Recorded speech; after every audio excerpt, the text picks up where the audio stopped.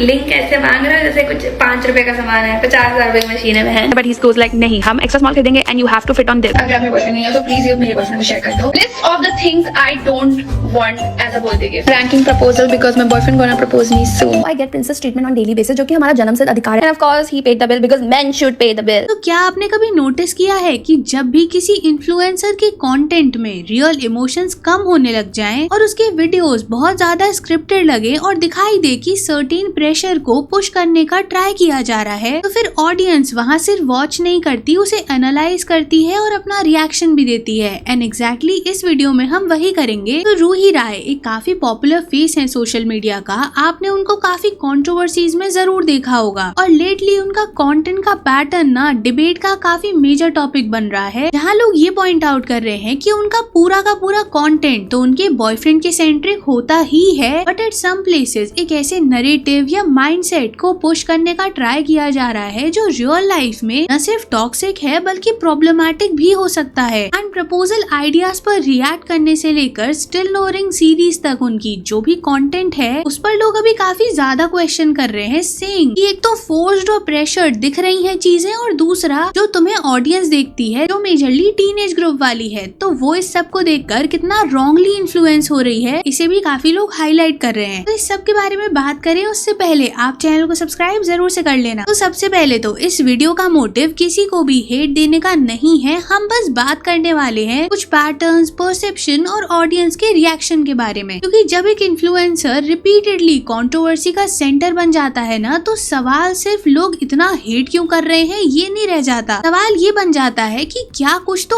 Of है जिस वजह से बार बार इस पर्सन को न सिर्फ इसके कंटेंट बल्कि इसके बिहेवियर को लेकर भी कॉल आउट किया जा रहा है। और रिसेंट टाइम में अगर आप रूही का कंटेंट देखोगे, beat from her birthday vlog और हॉस्पिटल व्लॉग, शॉपिंग, रिलेशनशिप, ऐसा लगता है कि हर मोमेंट बस एक रील वर्जन के लिए तैयार है। देखो प्रॉब्लम ये बिल्कुल भी नहीं है कि आप कंटेंट बना रहे हो, ऑफ कोर्स वो उसका काम है, so she will make content out of everything, but problem ये है कि जब हर सिचुएशन को एस्थेटिक और परफॉर्मेटिव बना दिया जाता है जहाँ सिचुएशन लिटरली सीरियस है, तो वो नेग्लिजेंस ना एक प्रॉब्लम बन जाती है। क्योंकि जब रूही ने अपना रीसेंट वीडियो शेयर किया जहाँ पर वो अपने हेल्थ के बारे में बता रही थी और वो हॉस्पिटल से था वीडियो, तब लोगों ने यही क्वेश्चन किया कि इतने सेंसिटिव टॉपिक पर भी आपको क्यों वीडियो बनाना है। मतलब ऑडियंस का ये मानना था कि उस टाइम पर आपको अपना ध्यान रखना चाहिए, ना कि कंटेंट बनाना चाहिए, क्योंकि ये चीज न सिर्फ अनकंफर्टेबल है बल्कि एम्पैथी भी लैक करती है। और जब ऐसा कंटेंट बार बार आप क्रिएट करोगे ना, तो लोग डिस्कनेक्ट होना शुरू हो जाएंगे। अब देखो ऐसा नहीं है कि रूही अकेली ही ये काम कर रही है, आपको सोशल मीडिया पर काफी लोग मिल जाएंगे जो आजकल हर सेंसिटिव टॉपिक के अराउंड वीडियोस बनाते हैं, और जब ऑडियंस उन्हें कॉल आउट करती है तो वो ऑडियंस को ही ब्लेम कर देते हैं उस हेट के लिए। अब रूही की नेक्स्ट रील जिसको लेकर लोग काफी ज्यादा उसे कॉल आउट कर रहे थे, वो ये बर्थडे गिफ्ट वाली थी। अब यहाँ पर बोल वो ये रही है कि मुझे ये बिल्कुल नहीं चाहिए, but of course tone of presentation से लग रहा है जैसे वो ये कहना चाहती है that I don't want it but I want it. और जिस वजह से लोग ये बोल रहे थे कि आप प्राइवेट एक्सपेक्टेशंस को पब्लिक रील्स का कंटेंट क्यों बना रहे हो। And above all of this, gift जो होता है वो काफी पर्सनल जेस्चर है, उस पर भी परफॉर्मेंस का प्रेशर क्यों बना रहे हो, क्योंकि किसी को आपको बर्थडे पर क्या गिफ्ट देना है ये वो विलिंगली डिसाइड करेगा। एंड स्पेसिफिकली आप अपने पार्टनर को लेकर ये सब कुछ सोशल मीडिया पर शेयर कर रहे हो, जिससे लोगों को ये लगने लगा है कि बर्थडे सेलिब्रेशन नहीं कोई नेगोशिएशन चल रहे हैं। See not talking about Roohi only, but ऐसा जो कंटेंट होता है ना, वो भले ही आपने फनी वे में अपलोड किया हो, आपका इंटेंट वो ना हो, लेकिन जो आपको टीनेज वाली ऑडियंस देख रही है ना, उनके दिमाग में एक अनरियलिस्टिक एक्सपेक्टेशंस का बार सेट हो जाता है। वो फिर अपनी लाइफ में भी उन चीजों को इनैक्ट करने का ट्राई करते हैं। और अब देखो ये मत कहना कि अरे नहीं किसी की वीडियो से थोड़ी कोई इन्फ्लुएंस होता है, फिर आप बॉलीवुड वालों को क्यों ब्लेम करते हो कि ऐसे एड्स को मत बनाओ, इसे देखकर यूथ बिगड़ रहा है। क्योंकि जस्ट इमेजिन कि एक इंसान एक क्राइटेरिया का कंटेंट रेगुलर बेसिस पे कंज्यूम करता है, तो बैक ऑफ द माइंड क्या उसके दिमाग में वो एक्सपेक्टेशंस, वो इन्फ्लुएंस सेटअप नहीं होता। एंड ये सेम चीज तब भी हुई है जब उन्होंने प्रपोजल से रिलेटेड कुछ वीडियो शेयर किए थे। एंड एक तो उन्होंने सीरीज ही स्टार्ट कर रखी है स्टिल नो रिंग। अब देखो एज अ क्रिएटर अगर आप देखोगे तो आपको समझ आएगा कि वो बेसिकली उनका कंटेंट है, क्योंकि मैंने एक तो कमेंट देखा था जहां वो पर्सन कह रहा था कि अभी पूरा प्रपोजल तक का कंटेंट मिल्क किया जाएगा, उसके बाद प्रपोजल का कंटेंट मिल्क होगा, फिर प्री वेडिंग, फिर वेडिंग, फिर आफ्टर वेडिंग, तो ये सब उसके कंटेंट का पार्ट है। तो अगर इस चीज को भी आप कंसिडर करो और वो बेनिफिट ऑफ डाउट दो आप रूही को, बट अगर आप इसे जनरल पर्सपेक्टिव में देखो तो कमिटमेंट एक्सपेक्ट करना या शादी के लिए डिसाइड करना कोई गलत चीज नहीं है इंसान अपनी लाइफ में ये सब कुछ सोचता ही है, लेकिन जब ये सब चीजें ना एक पब्लिक कंटेंट की तरह लोगों को काउंटडाउन की तरह प्रेजेंट करना शुरू कर देते हो तो इवेंचुअली सबको समझ आने लगता है कि ये प्रपोजल कम कंटेंट रोल आउट प्लान ज्यादा है। और फिर लोग पूछने लगते हैं अगर बात इतनी ही सीरियस है तो ये कॉन्वर्सेशन ऑफ कैमरा क्यों नहीं हो सकती। एंड ऐसे ही ना इनका एक और रील काफी ज्यादा वायरल हुआ था जहाँ पर कहीं तो ये शॉपिंग करने के लिए गए थे एंड वहाँ रूही को जो ड्रेस चाहिए था उस ड्रेस का एक्स्ट्रा स्मॉल साइज ही उसके बॉयफ्रेंड ने उसे लेकर दिया एंड वहाँ कहा ये जा रहा था कि उनका बॉयफ्रेंड चाहता है कि वो उस ड्रेस में फिट हो सके। अब देखो फिटनेस पर ध्यान देना, अपने आप पर ध्यान देना कोई प्रॉब्लमैटिक चीज नहीं है, बल्कि आज के लाइफस्टाइल में तो हेल्थ वाकई सबसे बड़े वेल्थ से कम नहीं है। बट अगर आप इसी कॉइन का दूसरा साइड देखोगे ना तो आपको समझ आएगा कि इंसान को विलिंगली ये चीज करनी चाहिए, ना कि किसी प्रेशर में आकर। मतलब कपड़े तो इंसान के लिए कंफर्ट होते हैं ना, लेकिन ये जो साइज का अननेसेसरी प्रेशर क्रिएट करने का ट्राई करते हैं ना लोग, ये बहुत प्रॉब्लमैटिक है। एंड स्पेशली जब आपके फॉलोअर्स मेजॉरिटी यंग गर्ल्स हो तो मैसेज बहुत रॉन्ग जाता है। नाउ अनदर थिंग जो इनके कंटेंट में पॉइंट आउट की जाती है इस प्रिंसेस ट्रीटमेंट का आइडिया, क्योंकि पैम्परिंग सबको पसंद होती है लेकिन इसे भी जेंडर बेस बना देना कहाँ का लॉजिक है। और जब आप ये रिपीटेडली नैरेटिव सेट करने का ट्राई करो कि मेन शुड पे,